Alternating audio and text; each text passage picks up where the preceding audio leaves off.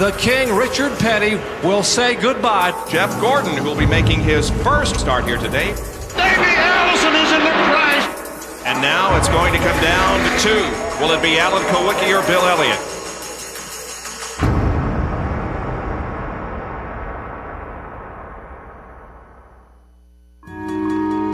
Today, at this racetrack, an entire chapter of NASCAR history will be written.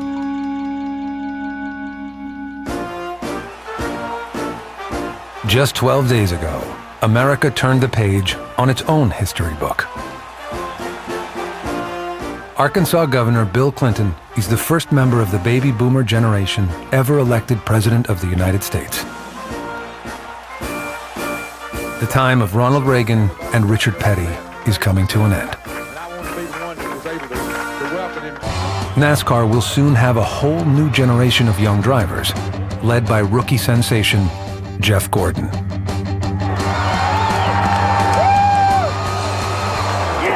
Congratulations.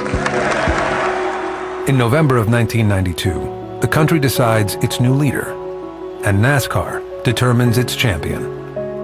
It will all happen here at Atlanta Motor Speedway. And to see so many things come together at Atlanta Motor Speedway on one day. There was 4 or 5 different storylines to that particular race that year at Atlanta. It is the final race in the 35-year career of a NASCAR legend. That was the end of that particular segment of my life. And it's the first Cup race of a young hot shoe from Indiana.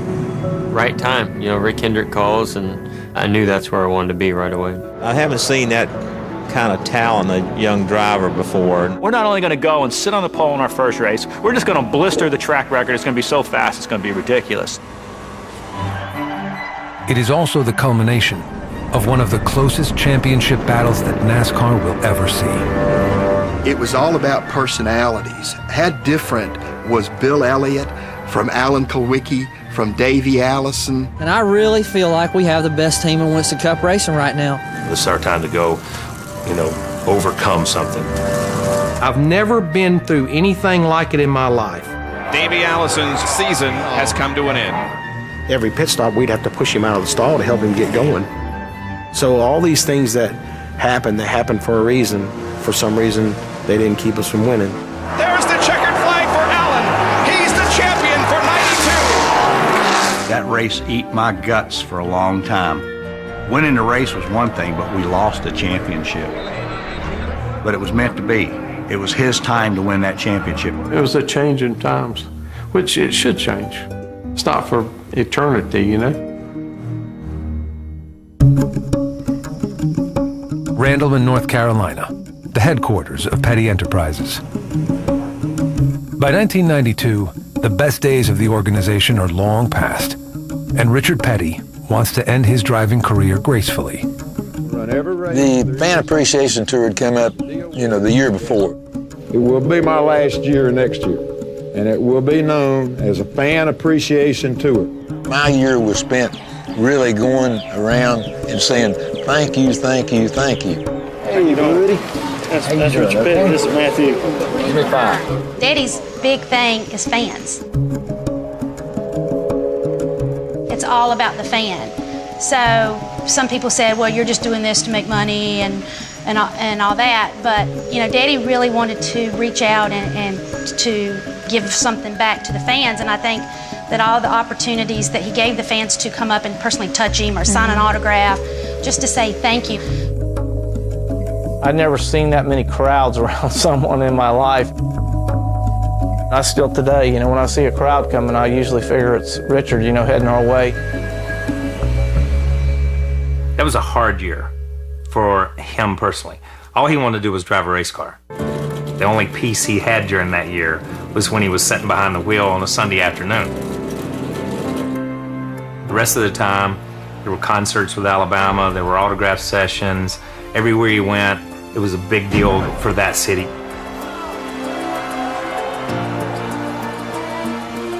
There was always a pre-race ceremony. The King was always involved in it.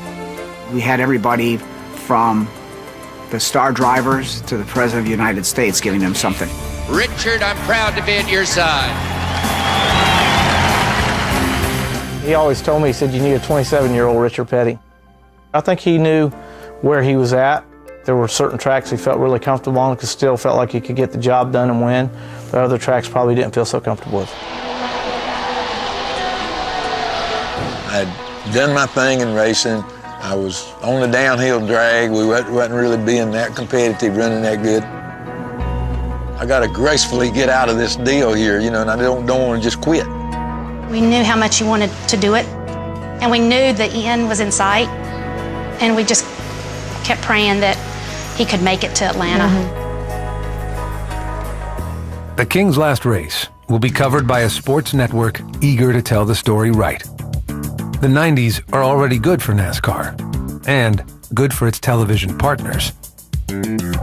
By 1992, an event that had so many characteristics, they went all out to try to do whatever they could, not only to make themselves look good, but also to make the sport look good. Obviously, we had plenty of meetings, but, you know, with Bob, Benny, and Ned in the booth, and Jerry and John. We here at ESPN very proud to bring you this final race of the 1992 season as we wrap things up. They were so pumped about it, but because they're true race fans anyway. Benny Parsons and I think we were in hog heaven that day. And man, that's exciting. Have 6 drivers that are in the championship hunt in the last race of the season, and Richard Petty retiring at the same time. Ken Martin was in the booth, and he and still is a stats guru and a historian. He already had the scenarios figured out on what would happen if this happened, what would happen if that happened. I had built a computer spreadsheet with each driver's points coming into the race, and then what their points would be for each position as they run. Kenny Martin was one of the best statisticians in the sport. I mean, he certainly was a real friend to those of us in the booth. We finally have a championship that all the drivers have to run as hard as they can go. Don't you think, Ned? Oh yeah, they got to go for the win. We are entering one of the most exciting races ever in Winston Cup racing.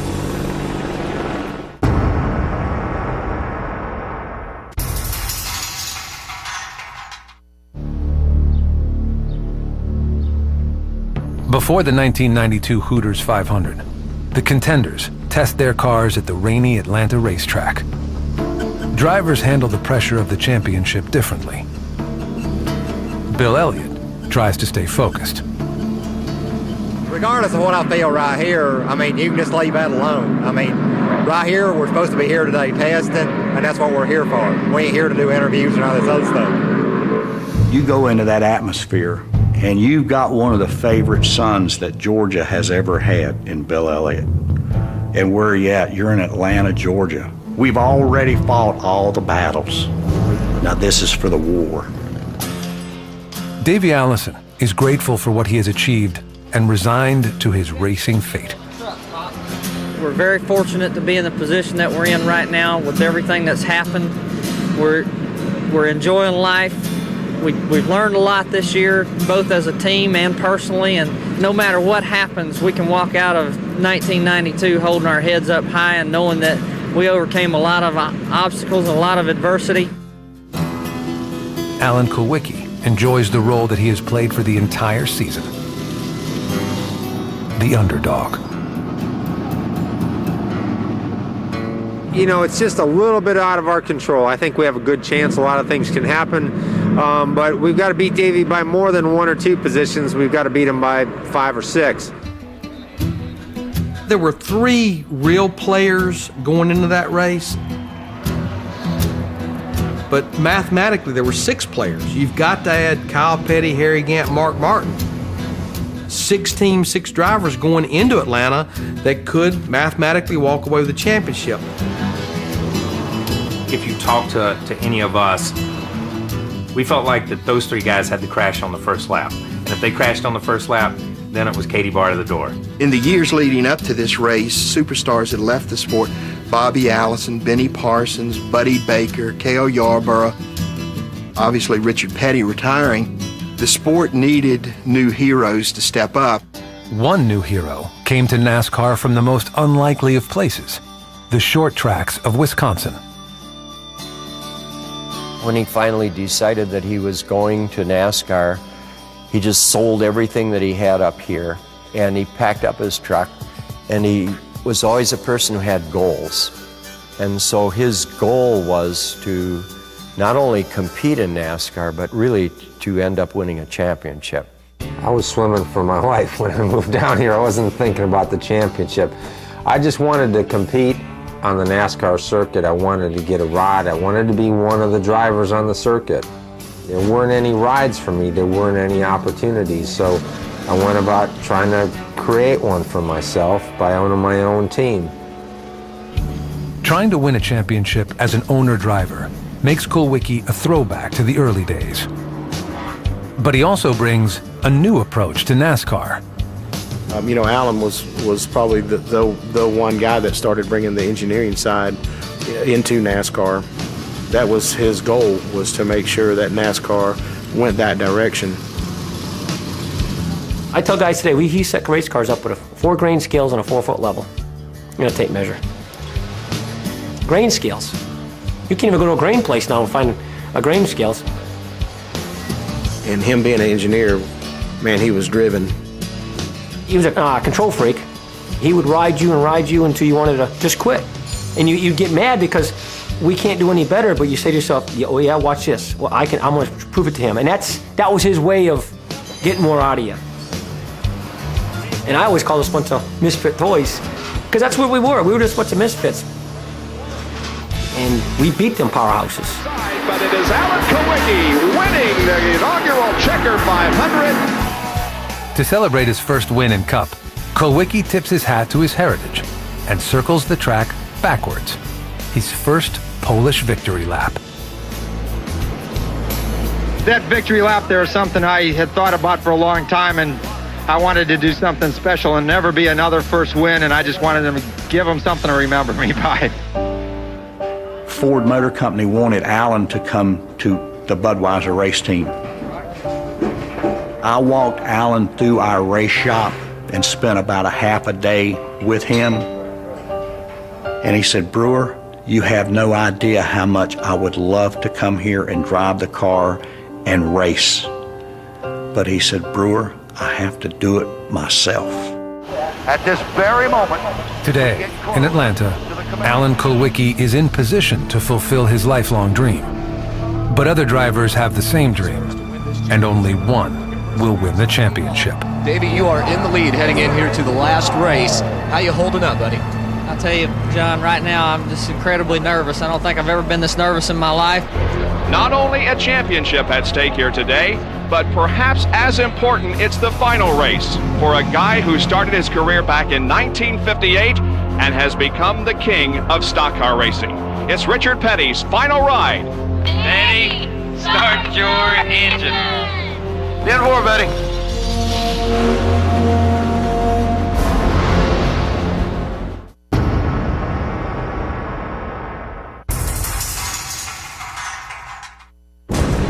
The Apache helicopters now in their hover and begin to chase the field as it goes around this 1.5-mile oval.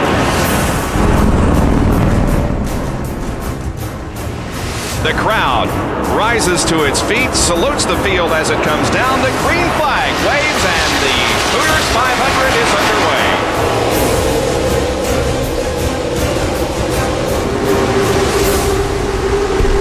Oh, and we have a spin. Davey got through. Kyle Petty got through. I think I saw Alan Kulwicki on the bottom of the racetrack getting through. But Davey Allison did not get through. The damage to the rear is enough to slow down the number 28's run for the championship. But this team has overcome problems worse than this all year long.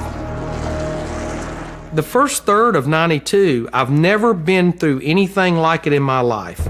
Coming to the stripe. Morgan comes to the inside, and Davey Allison is going to win the Daytona 500. We would win one week, wreck the next.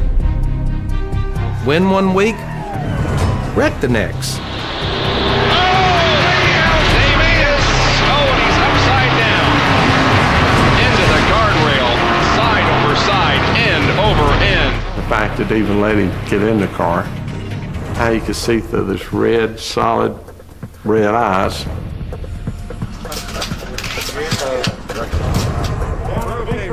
He won North Wilkesboro with a bunch of broke ribs, where he had wrecked the week before at Bristol. By the time we got to the Sprint All-Star race, we figured out how to do both on the same night, wreck and win. Here comes Davey Allison to the bottom. It'll be the finish everybody was waiting for. They crash past the finish line. And Davey Allison is in a shower of sparks. He won the race, but he sure paid the price for it. The physical injuries he suffers are bad enough. But Davey Allison has to deal with a much more serious pain: the death of his younger brother, Clifford. After Clifford's accident in Michigan, it made me sit down again and say, okay, what is important to us? I want to spend a good life with my wife. I want to watch my kids grow up. That came to the top of the list right then. And we want to win a Winston Cup championship. The team had overcome so many things throughout the year. A lot of different things happened. It always seemed like that whole group just bounced back all the time at the oddest of times. Raymond Fox and Joey Knuckles and Eric Horn. I mean, we were all together. That camaraderie allows them to keep up with the 11 team of Junior Johnson and new driver Bill Elliott. Junior really wanted Bill. Budweiser wanted him. Junior Johnson, he got it done. He got Bill. We're just tickled to death to have Bill aboard on our team, and I think he's going to do us a great job. I think it's going to be the tool that makes our team a top-notch team and a champion next year. There's where the best equipment at that time probably was. It would be like driving for Jack Roush now or driving for Rick Hendrick now.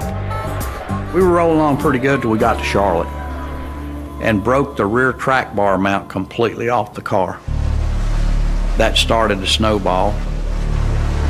We go to Phoenix, water temperature went way up, and we stopped probably 10 times during the race, putting oil in it, putting water in it.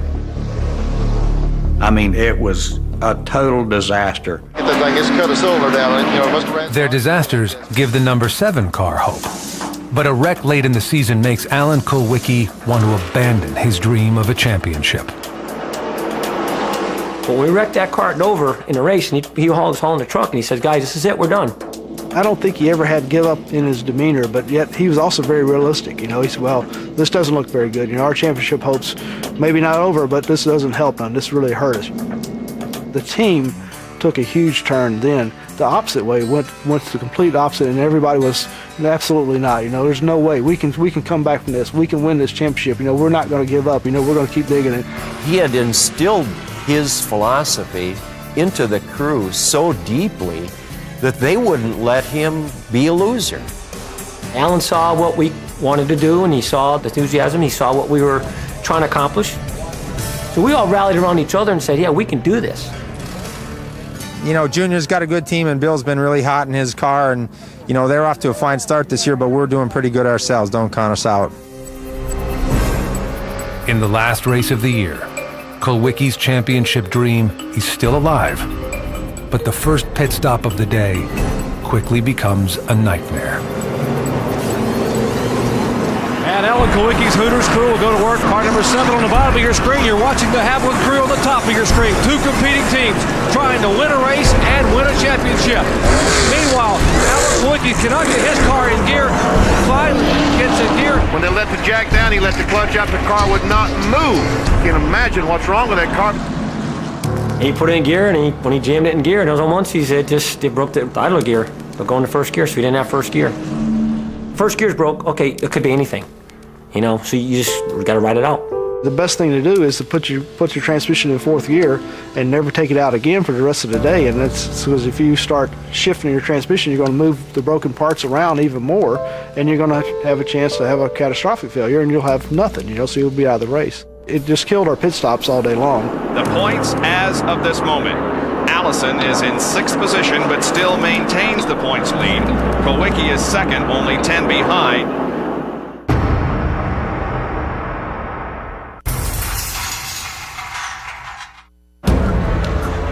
Thousands of fans are here to see Richard Petty's last laps in NASCAR. They don't know it yet, but they are also witnessing the first laps of another brilliant career. We had an amazing year in 1992 in the what was in the Busch Grand National Series, now Nationwide, but driving the Baby Ruth Ford for Bill Davis.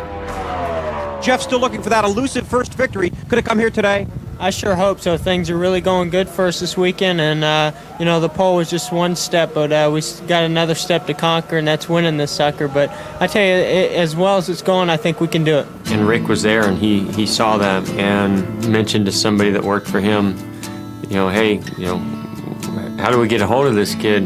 I haven't seen that kind of talent in a young driver before. Not knowing it impressed me as much as he did, and he's going to be around a long, long time. And so it was right time. You know, I sat down with him, and it was, you know, I knew that's where I wanted to be right away. Jeff Gordon is doing well in his first Cup race, but he stays out of the way of the championship contenders. It was great to be out there racing with those guys. Looking for Davey Allison. Here he comes out of the pack to try to pass Jeff Gordon, number 24 car. I didn't want to screw their day up, you know. I mean, they were battling for a championship, so I didn't want to interfere with that. So that was definitely a message that was clear to me. You know, go out, have a great race, but let's not interfere with that. Don't come in contact with Richard Petty either. You didn't want to do that in his final race. Richard Petty isn't fast enough to win his final race. All he wants is to finish. Let's go out, finish the race, and we'll put that thing in the truck and take it home, and the party will be over. Oh, crash! Down the front straightaway. And Richard Petty is flaming going into turn number 1. When he caught on fire, we obviously captured that and everything, and so the immediate response is for me to take the shot of him inside the car with the onboard camera. And then the F-bomb started flying. Get ready! Bring it the extinguisher! And I told the audio guy, okay, we've heard it once. I think we can get rid of it. We don't need to hear him say that again. He is the king. Yeah, they got you. I pulled up to the fire truck. The guys jump out of the truck, want an autograph. I said, you know, wait a minute, guys, put the fire out, and then we'll talk about this. You know, everybody always wanted to go out in a blaze of glory. I just went out in a blaze. And this may be the final farewell.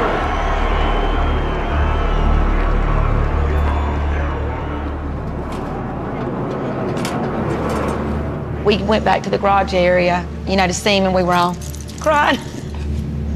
Because we wanted him to finish. We wanted him to get the checker flag. I mean, it was all knocked all the front end off, the coolers, radiators, no fenders. Car was really tore up. I was, you know, hurt a little bit that we didn't run better, that I thought the effort that we had put into it, we said, you know, hey, we're going to make that last lap. And so they got to working on the car. And they didn't want me to run the last race and not finish, okay? We may be a little premature in telling you that Richard Petty is out of the race because they're working on the car. Hopefully he'll be on the track when the checkered flag drops. The rookie soon follows the example of the veteran. You know, Jeff and I at that time ran the Busch Grand National car extremely loose. But it has, you know, 200 horsepower less than the Cup car. Needless to say, we missed the setup pretty bad, obviously. I was just pushing the car, you know, as hard as I could, and pushed it too hard and jumped in the gas a little bit too much in the middle 1 and 2, and around it went. I remember that part very vividly. Jeff Gordon will wait for 1993 to make better NASCAR memories. Today belongs to 3 competitors striving to clinch a championship.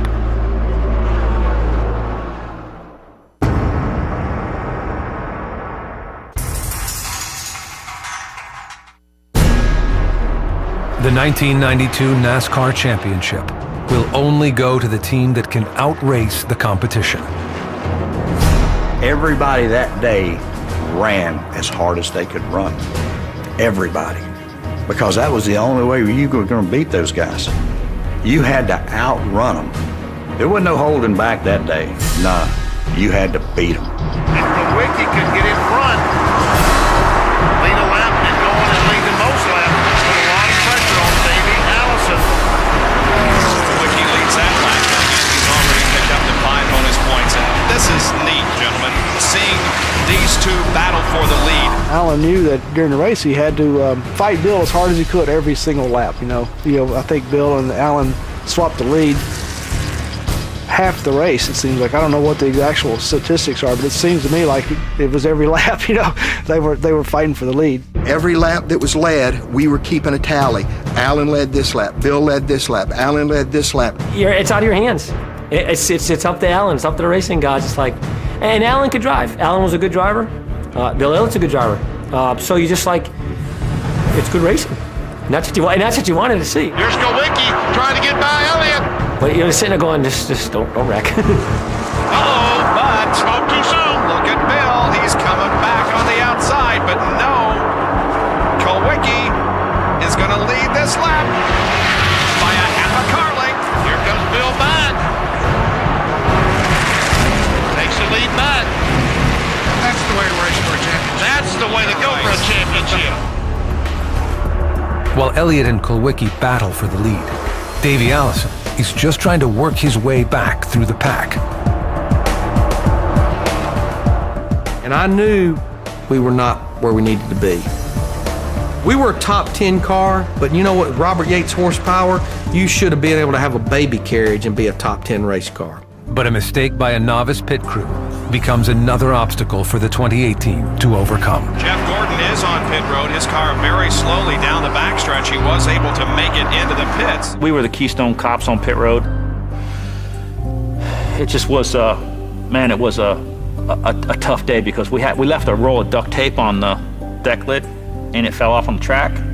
And Davey Allison hit it. They have been told that there may be a problem with the car. Davey just yelled to the crew, I think I've run over something on the track. It totally killed the way the car was driving. We knew it was early enough in the race that we're going to have to bite the bullet. We've got the people. We've got good people. We can fix this and not lose a lap. I remember we were making patches on pit road, screwing them to the car and riveting it to the car and organizing all that stuff. That's the time for the guys that work on cars. That's when they get in the game. That's their time to serve. And that's kind of how I felt about all that. This is our time to go, overcome something.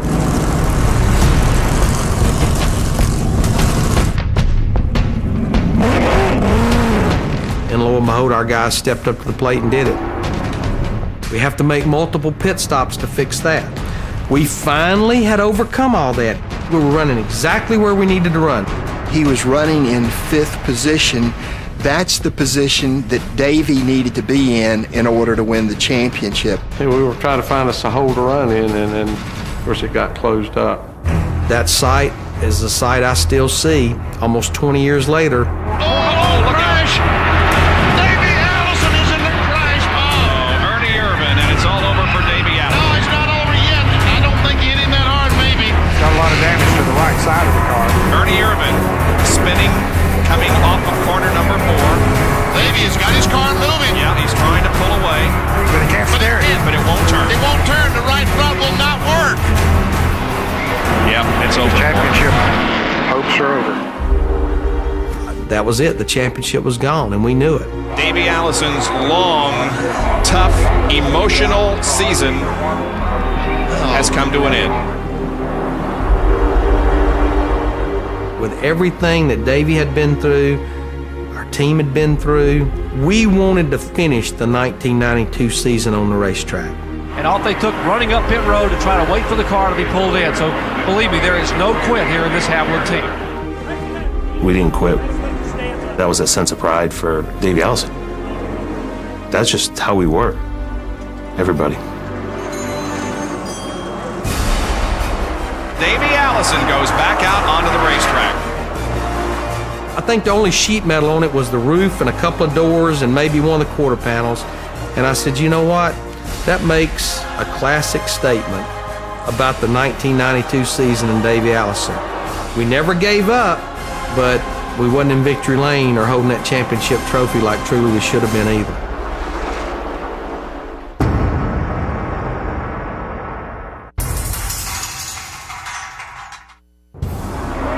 And now it's going to come down to two. Will it be Alan Kulwicki or Bill Elliott? The two remaining competitors must strive for every point they can get. Both will receive a bonus for leading one lap, but only one can collect the points for leading the most laps.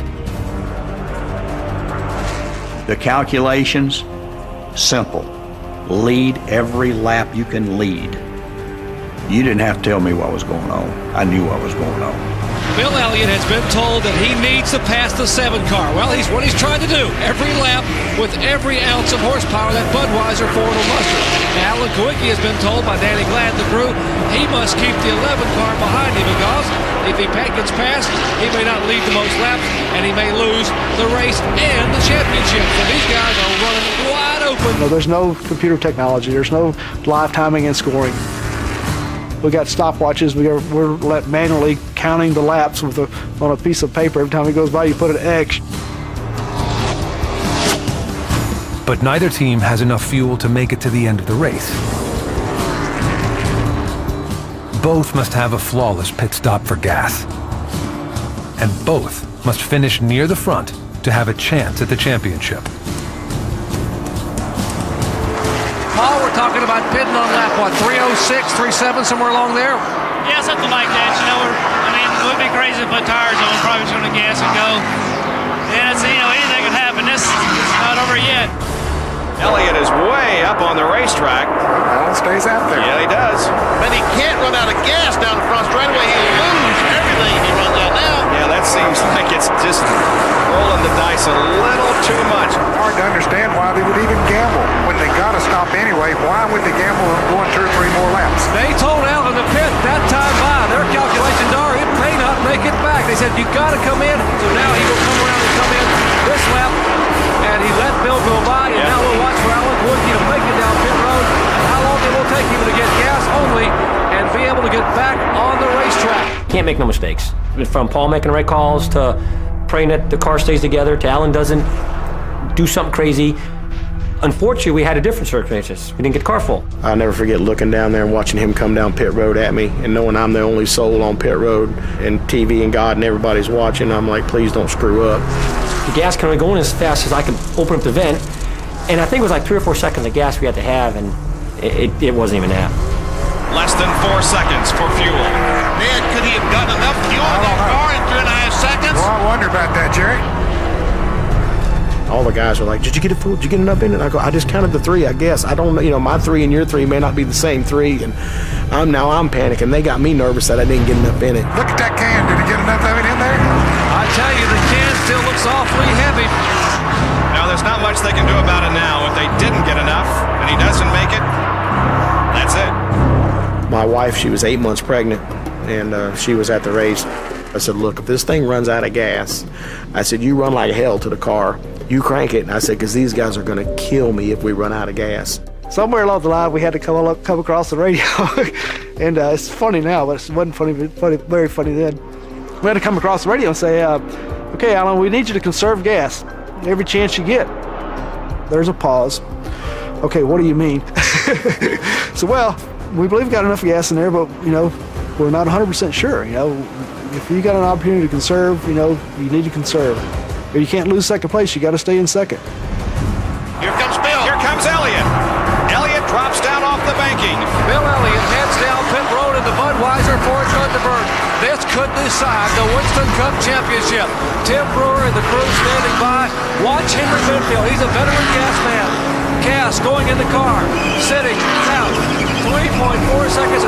Elliott is away. Going identical pit stop. 3.4 seconds for both these guys. Who got enough fuel in to finish the race? So when Bill pitted, kind of a miscue, so to speak,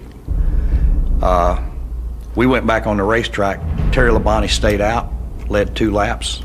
Those 2 laps are the difference. NASCAR quickly tabulates the points of the championship contenders, and the broadcasters do the same. Ken, who is it? Because NASCAR's still calculating. I was shaking, my hands were shaking, and I write the note and I give it to Bob and I show it to Ned and Benny. They held up a little legal pad and said, "Are you sure?" And I'm like, oh my gosh, you know, this is a big deal. Kowicki has led the most laps for not officially yet. All right, we'll wait. Boy, this thing is going to go down to the bitter end. Man, oh man. Kowicki was supposed to stop on lap 306. He ran to 309. Those 3 laps got him in front. And Ken goes, Alan Kowicki, you sure? Absolutely. And then we put it on the air. We are not following the leader of the race. We are focused in on Alan Kowicki, who is going to win the 1992 NASCAR Winston Cup. Bob was comfortable with those numbers, and Bob was able to make, you know, one of the great calls in NASCAR history. Bill Elliott comes off the 4th corner. He wins the Hooters 500. But Alan Kowicki is coming off of corner number 4, knowing that he's winning the championship. There's the checkered flag for Alan. He's the champion for 92. The crew celebrating their Winston Cup victory in 1992. That day is notched in my memory forever, and other than my kid being born, that's probably the greatest day of my life. We were the underdogs, you know, we were the underbirds, and we did it. You know, we went out and beat these guys with multi-million-dollar sponsorships. You know, here's this group of guys, and we go out there and win this championship. It's, you know, it'll never be done like that again. That was pretty amazing. It really was. We're all, like I say, once the misfits here, we did it. So it was cool. It was cool. And Richard Petty is taking one final lap around this racetrack as the fans salute him, and his career comes to an end. Here comes Kowicki down the front straightaway. He and Richard will probably collide because I'm sure Kowicki's going to do something spectacular. Let's see. Remember his first win at Phoenix? He took what he called, and these are his words, a Polish victory lap. Yep. And guess what? He's going to do it again.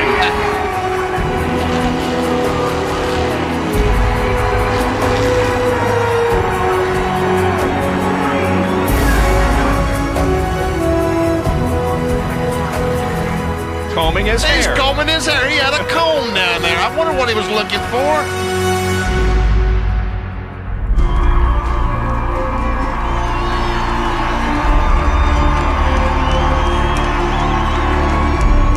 As Alan Kowicki celebrates, Victory Lane hosts one of the most disappointed race winners that NASCAR has ever seen.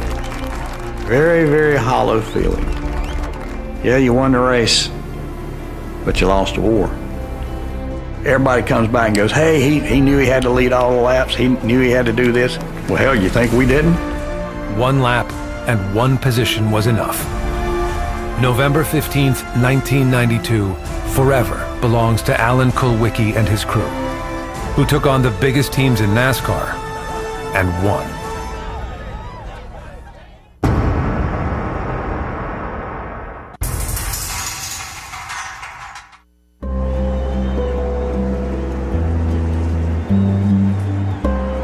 It was the day that the king took off his crown. For the final time, the king, Richard Petty, will say goodbye, and there aren't many dry eyes down here. We went up in the truck. There was Sharon and Lisa and Rebecca and Linda, and they was all crying, and I got to crying because it was the last race. I feel so glad for him that he was able to do it the way he wanted to do it, even though I know inside, I know he was, a part of him died that day, I'm sure.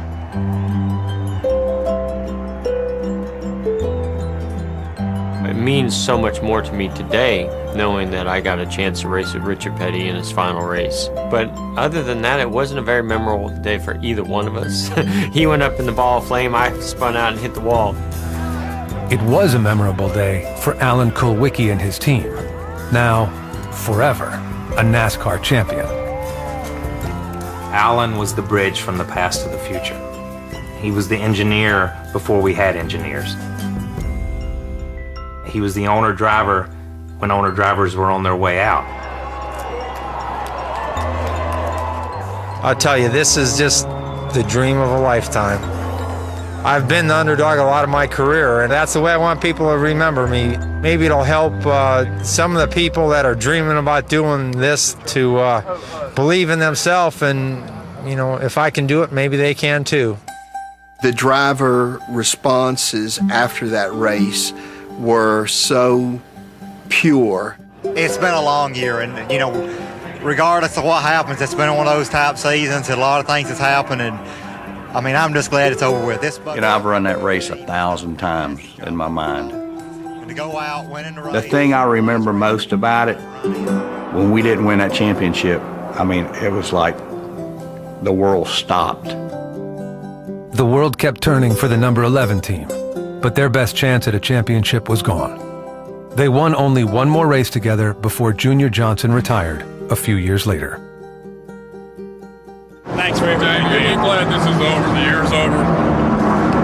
I'm not glad it ended this way, but I am kind of glad that it's come to an end now and we can go get some things sorted out and get ready for next year. It's just almost cruel. Nah, it just wasn't meant to be. Davey Allison kept smiling, but the rest of his team was devastated by the disappointing end of the day. We didn't have anything left.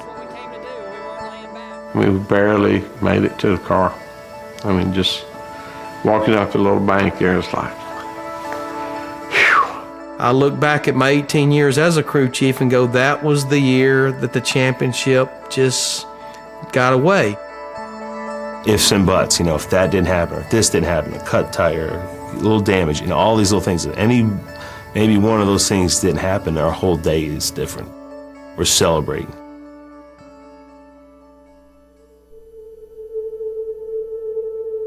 But the day ended.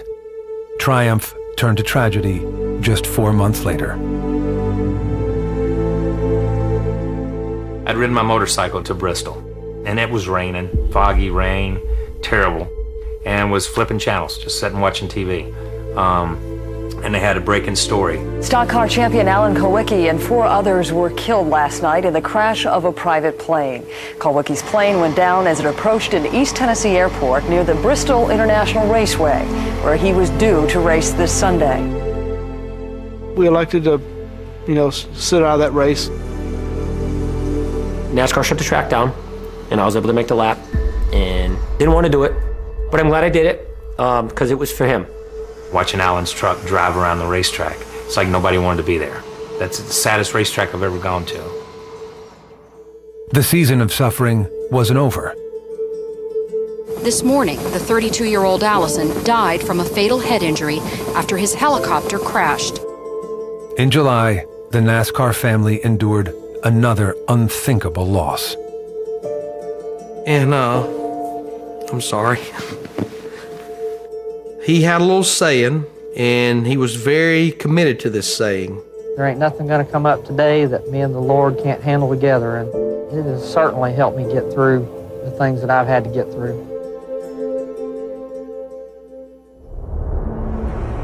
You look at just that year, and especially that last race.